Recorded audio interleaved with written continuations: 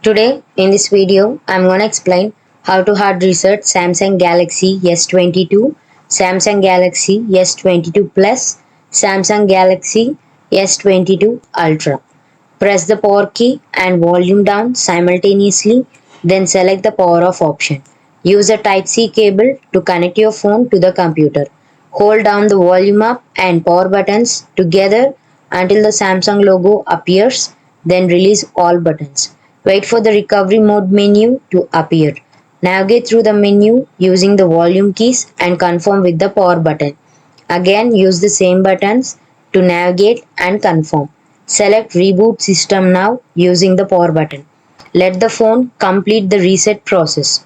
Once the reset is done, follow the on-screen instructions to set up your device. Your phone will now be completely reset to its original factory settings. If this video helped you out, please leave a like and comment down below. If this worked for you, thanks for watching.